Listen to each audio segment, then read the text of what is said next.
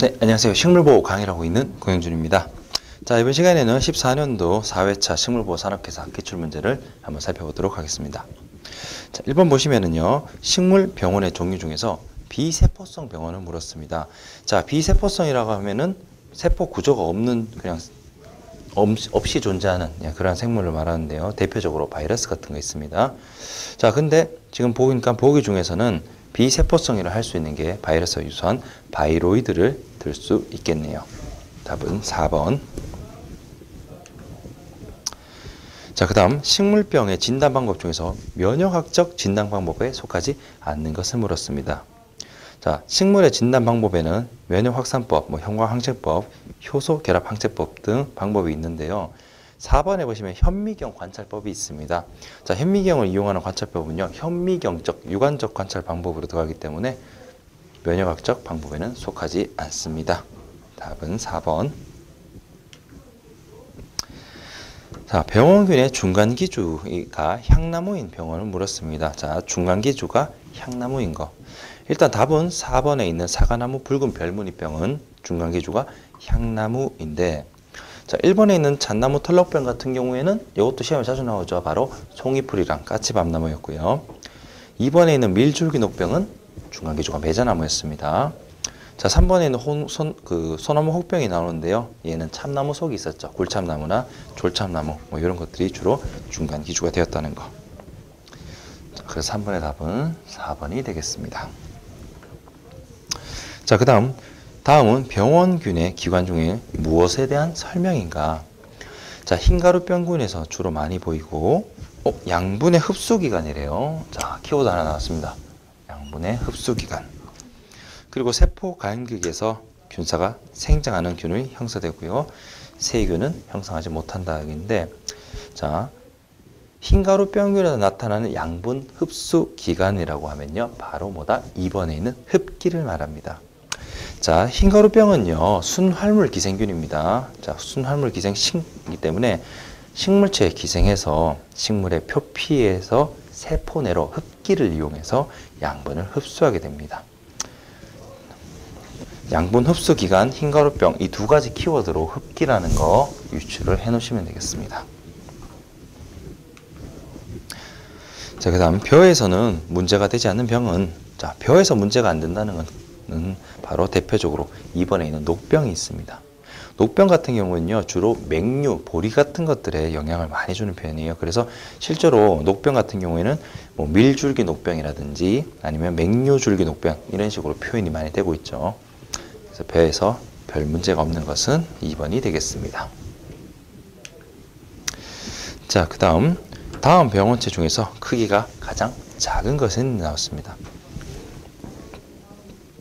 자, 보통 크기로 말할 것 같으면요, 가장 큰 걸로 따지면 곰팡이입니다. 자, 곰팡이와 세균이 병원체 중에서는 가장 크기가 크다고 보시면 되겠습니다. 그런데 그 중에서도 곰팡이가 월등히 큽니다. 그 다음으로 큰 게 세균이고요.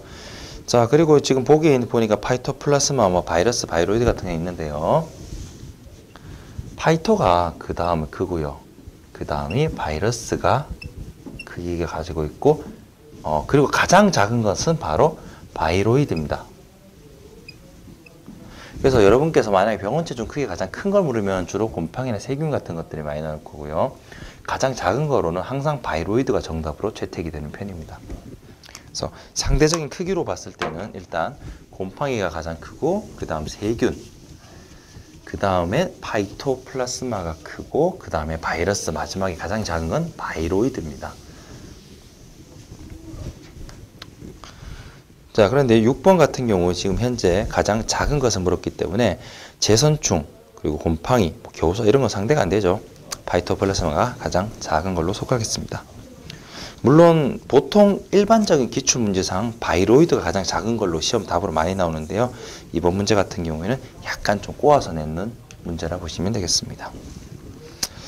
자, 그 다음 식물병원 곰팡이의 특징이 아닌 것이라고 했습니다. 자, 곰팡이한테 광합성하는 엽록소가 있을 리가 없습니다. 4번이 엽록소를 갖는다가 아닌 거죠. 보통 녹색 식물이 광합성을 할 때 가지고 있는 엽록소이기 때문에 관련이 없습니다. 자, 그 다음 질소 비료를 과용하면, 자, 키워드 하나 나왔습니다. 뭐다? 과용. 질소 비료 과용하면은 거의 몇 가지 좀 뻔한 답으로 가는데요. 자, 여러 가지 병을 발생하고 촉진한다. 질소 비료의 과용의 발병에 미치는 역할을 바르게 설명한 것은. 자, 질소 같은 경우에는 양분이에요. 그래서 만약에 병이 발생했다 했을 때 질소가 병원체가 된다든지 하는 건 아닙니다. 질소는 어디까지나 양분으로서 이 병이 촉진되거나 아니면 감소되도록 도와주거나 방해하거나 그런 식의 보조적인 역할을 할 뿐입니다. 자, 그래서 유인, 답은 4번이 되겠죠. 주인은 병원체와 같은 주요 요인 물질이고요. 질소와 같은 물질들은 도와주는 역할의 요인으로 보시면 되겠습니다. 자, 그 다음 9번. 곰팡이에 의해서 발생한 병의 표징이 아닌 것을 물었습니다. 그런데 자, 포자태, 잔황, 균행 전부 다 맞습니다. 그런데 4번 뿌리털은요. 곰팡이에 비슷하게 생겼지만 곰팡이 표징은 아니에요. 엄연히 다른 존재입니다. 그래서 뿌리털은 어떤 표징이라든지 증상이 아니라 별도의 다른 존재라고 보시면 되겠습니다. 자, 그 다음 2종 기생균으로 옳은 것을 골라라 했습니다. 자, 2종 기생균이라는 것은요, 기주교대 개념으로 보시면 됩니다. 그래서 중간기주가 있는 경우를 2종 기생균으로 보는데요. 대표적으로 2번에 있는 잣나무 털록병 같은 경우에는 송이풀이라든지 까치밥나무와 같은 중간기주가 있었죠. 자, 옳은 것은 2번이 되겠습니다.